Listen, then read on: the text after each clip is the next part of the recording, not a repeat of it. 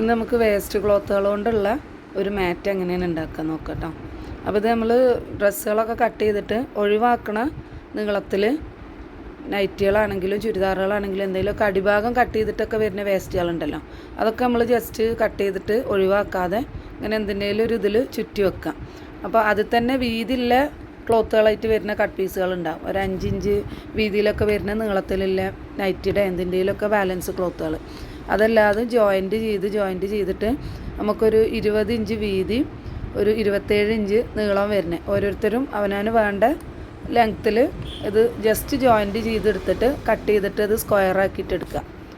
അതിൻ്റെ ശേഷം അങ്ങനെ 2 ക്ലോത്ത് ആക്കിയിട്ട് എടുക്കുക. എന്നിട്ട് ഒരേ അളവിലെടുത്തിട്ട് 2 ചീത്ത ഭാഗങ്ങൾ തമ്മിൽ കൂട്ടി വെച്ചിട്ട് നമുക്കിങ്ങനെ ക്രോസായിട്ട് ജസ്റ്റ് ഒന്ന് വരഞ്ഞെടുക്കാം.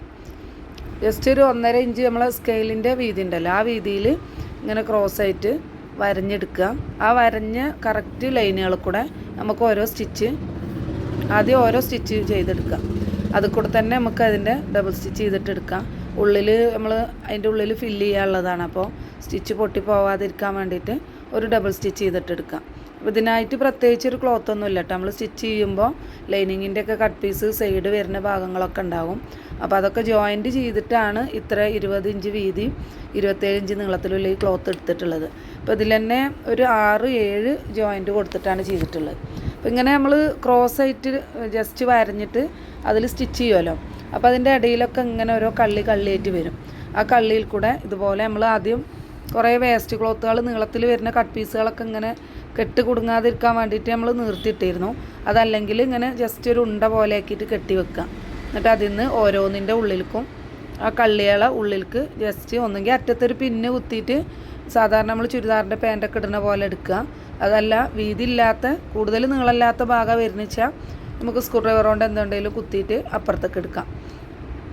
അങ്ങനെ എല്ലാ ആ ലൈനിട്ട കള്ളിയിൽ കൂടിയും ഫുള്ളായിട്ട് നമ്മളെ കയ്യിലുള്ള ഈ നീളത്തിലുള്ള ക്ലോത്തുകളുണ്ടല്ലോ അത് ഫുള്ള് ഇങ്ങനെ എടുത്തിട്ട് ഒരു ഫുള്ളായിട്ട് കഴിയുമ്പോൾ നമുക്ക് അതിൻ്റെ ഓരോ കള്ളി ഇങ്ങനെ പൊന്തി നിൽക്കണ പോലെ തോന്നും.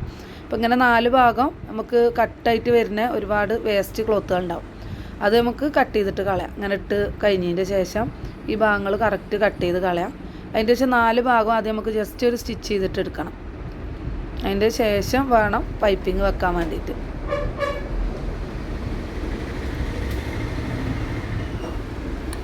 അപ്പോൾ ഇതിൻ്റെ ക്ലോത്തുകളൊക്കെ ഒന്ന് അങ്ങോട്ടും ഇങ്ങോട്ടും നീങ്ങി പോകാതിരിക്കാൻ വേണ്ടിയിട്ട് നമുക്ക് അറ്റത്ത് കൂടെ ഒരു സ്റ്റിച്ച് കൊടുക്കാം. അപ്പോൾ ഒരറ്റം മുതൽ മറ്റേ അറ്റം വരെ 4 ഭാഗം നമുക്ക് ആദ്യം ഒരു സ്റ്റിച്ച് ചെയ്തിട്ടെടുക്കാം.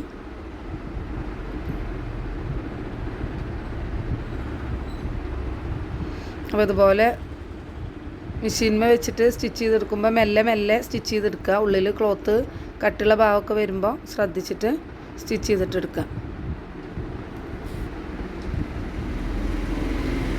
നമുക്കൊരു ക്രോസ് പീസൊന്നും വേണ്ട, സ്ട്രൈറ്റ് ആയിട്ടുള്ള ജസ്റ്റ് ഒരു 3 ഇഞ്ച് നീളത്തിൽ വീതിയിൽ വരുന്ന ക്ലോത്ത് ഉണ്ടെങ്കിൽ അതിൻ്റെ 4 ഭാഗം ഒരു പൈപ്പിംഗ് പോലെ കൊടുത്തിട്ടെടുക്കുകയും ചെയ്യാം.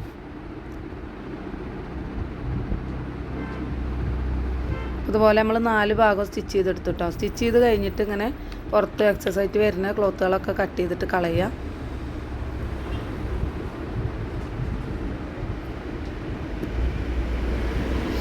അതിൻ്റെ ശേഷം 3 ഇഞ്ച് വീതിയിലുള്ള കുറച്ച് ക്ലോത്ത്, അതായത് ഇതിൻ്റെ 4 ഭാഗം വരുന്ന നീളം ഉണ്ടല്ലോ, അത്ര നീളത്തിലുള്ള ക്ലോത്ത് ഒരു 3 ഇഞ്ച് വീതിയിലെടുത്തിട്ട് നമുക്കതിന് പൈപ്പിംഗ് കൊടുക്കാം.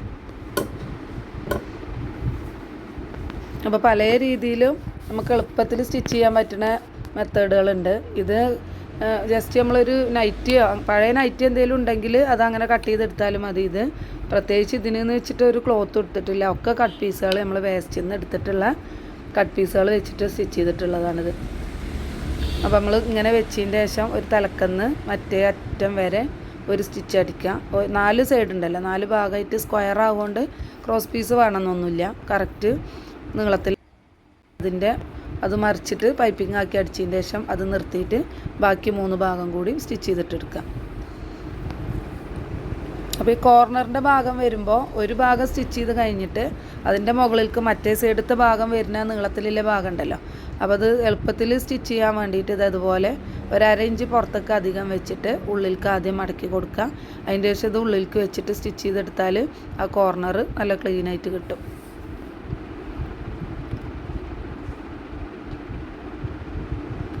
നമ്മൾ സ്റ്റിച്ചിങ് കഴിഞ്ഞപ്പോൾ നമ്മൾ രണ്ട് ഭാഗത്തും രണ്ട് ഐറ്റത്തിൽ രണ്ട് കളറിലുള്ള ക്ലോത്താണ് എടുത്തിരുന്നത്. അതുകൊണ്ട് രണ്ട് പ്രിൻറ്റിലായിട്ട് കിട്ടുന്നുണ്ട് കേട്ടോ.